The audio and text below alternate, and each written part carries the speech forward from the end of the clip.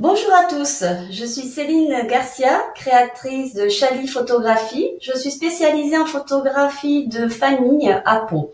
Aujourd'hui, alors, je vais vous parler des conseils pour faire des photos avec les illuminations de Noël, parce que j'ai des parents qui m'ont écrit, voilà, parce qu'ils voudraient savoir un petit peu comment faire des photos des enfants, ou même tout simplement des photos pour prendre l'ambiance de Noël dans la ville où ils sont.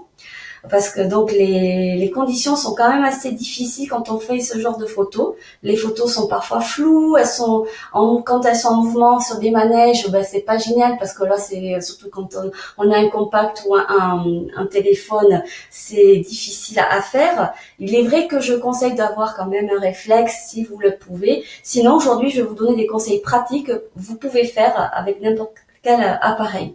Donc, par contre, il va falloir vraiment vous entraîner et profiter en fait que les illuminations commencent déjà à fleurir un peu partout pour vous entraîner à réussir vos photos facilement.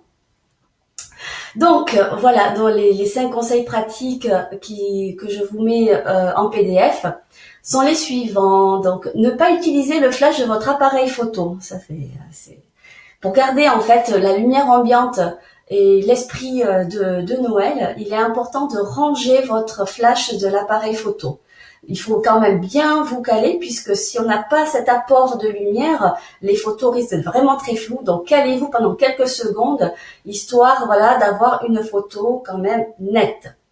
On désactive aussi le mode automatique parce que il faut que ce soit vous qui contrôliez la rentrée de lumière dans votre appareil photo. Et donc commencez par le mode semi-automatique, c'est-à-dire le mode A ou le mode S, suivant ce que vous voulez faire. Et après, simplement, vous passez en mode manuel. Faites vos photos quand le jour en fait tombe, c'est-à-dire entre les deux. N'attendez pas que la nuit tombe, qu'elle fasse bien vraiment nuit noire parce que c'est vraiment plus difficile. Donc commencez quand le jour tombe en fait. Pour faire attention à votre arrière-plan, évitez aussi d'avoir derrière en fait, les gens qui passent, les voitures, ce genre de choses. Donc commencez par faire attention qu'il y ait personne derrière et puis petit à petit vous pouvez comme ça mettre le détacher, on va dire, le sujet du fond pour faire le fond en fait flou. Comme ça vous verrez moins les gens qui passent ou les voitures par exemple. Ça, c'est très important parce que c'est vrai que si vous voulez développer les photos et que vous trouvez des gens derrière vous qui sont nets aussi, c'est pas génial.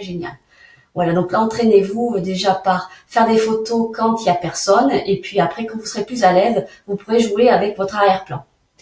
Alors, pensez aussi à faire des photos des détails et des reflets. Ça, c'est bien quand vous voulez faire aussi des albums, voilà, que vous voulez offrir à Noël. C'est bien d'avoir comme ça de la matière pour faire des jolis montages. Donc il y a plein de choses à faire concernant les détails comme la décoration de Noël, le sapin, voilà. Dans les villages de Noël, il y a ils mettent plein de petites choses, même des animaux parfois, voilà, comme à Pau souvent. Donc il y a le village avec donc des petits parcs, c'est très mignon. Vous pouvez comme ça vous entraîner à faire des photos avec des choses aussi qui ne bougent pas et les détails, c'est idéal pour faire donc des petits montages après si vous voulez faire des albums. Donc, si vous voulez vous entraîner, je vous propose de venir me rejoindre le 17 décembre à Pau. C'est donc bien sûr un dimanche. Comme ça, vous aurez tout le temps pour faire 2 heures de stage. Et là, nous allons faire que de la pratique. Donc, minimum 3 personnes et maximum 5, tout simplement parce que je veux vraiment m'occuper de vous un par un pour que vous réussissiez à faire vos photos facilement. Donc, pour avoir toutes les conditions et faire votre réservation, je vous donne rendez-vous sur mon site. Voilà, ou m'envoyez un petit mot ou m'appeler même pour que je puisse vous expliquer. Donc, il y a 2 heures de pratique et je vous donnerai mes astuces, donc pratiques, mais aussi techniques. Là, on va rentrer un petit peu plus dans le vif du sujet et je vais vous apprendre du coup à faire donc le mode semi-automatique pour arriver au mode automatique. Et c'est vous qui allez contrôler donc votre appareil photo. Donc l'idéal c'est aussi d'avoir donc soit un bridge soit un réflexe.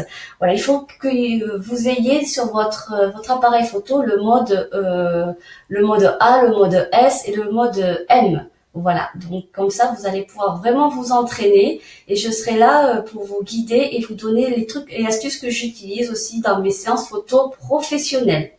Voilà, donc j'espère que ces conseils vous seront utiles et donc je vous souhaite une très bonne journée. J'ai hâte de voir vos photos. Voilà, merci beaucoup. Au revoir.